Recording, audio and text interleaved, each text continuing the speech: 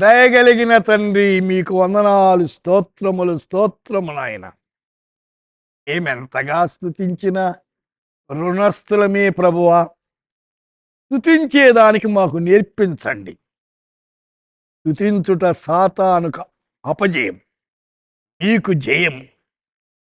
ఫిలిప్పీలకు రాసిన పత్రిక 4వ అధ్యాయం 1వ వచనం. ప్రభువునందు స్థిరులై ఉండండి. Stand firm in our life in the Lord.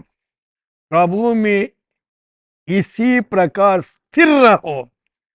ప్రభువులో స్థిరంగా ఉండాలంటే అంటే అర్థం ఏమిటి? స్థిరత్వం అంటే కదలని జీవితం, ఆయనలో నాటుకుని ఉండుట. నా యందు మీరు నిలిచి ఉండండి. ప్రభువులో స్థిరంగా ఉండాలండి. ఆయనలో నిలిచి ఉంటే మనం ఏదడిగినా ఇస్తాడట. స్థిరత్వము కావాలా, అస్థిరత్వం పోవాలా. అస్థిరత్వం అంటే చంచలత్వం, స్థిరత్వము లేని జీవితము. అయితే స్థిరత్వము ఉండాలి. ఏ పని చేసినా స్థిరత్వంతో పనిచేస్తే విజయాన్ని పొందుతాం. అస్థిరత్వంతో పనిచేస్తే విజయాన్ని పొందం, అయితే అపజయాన్ని పొందుతాం.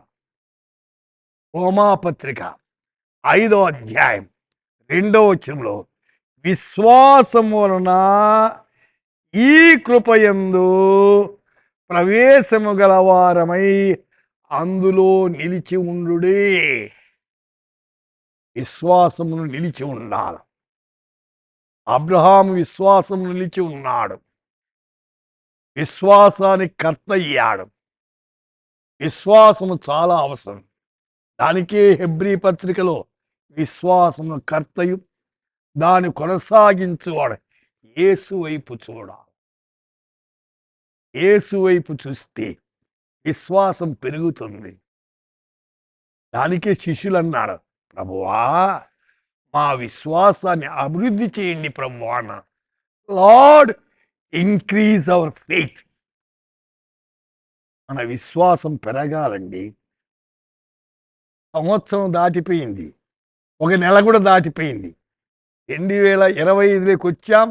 జనవరి మాసం దాటిపోయింది, ఫిబ్రవరిలోకి వచ్చాం. విశ్వాసం ఏమైనా పెరిగిందా, తరిగిందా? 1 పేతురు 5వ అధ్యాయం 12వ వచనంలో ఈ సత్య కృపలో నిలకడగా ఉండండి. సత్యములోను కృపలోను నిలకడగా ఉండాలి. చంచలము లేనిగా స్థిరత్వంగా ఉండాలి. మనస్సు నిలపాలి. మనస్సు పరిపరి విధాలుగా వెళ్ళకూడదు.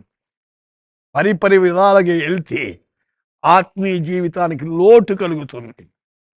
ప్రార్థన చేసుకున్నాం, ప్రభువా మా మనస్సు మా జీవితాలు మీలో స్థిరంగా ఉండి మీ కొరకు గొప్ప కార్యాలు చేసి మీ నామాన్ని మహిమపరిచేదానికి కృప దయచేయమని ఆదరించి బలపరచమని యేసు నామమున ప్రార్థిస్తున్నాము తండ్రి. ఆమేన్.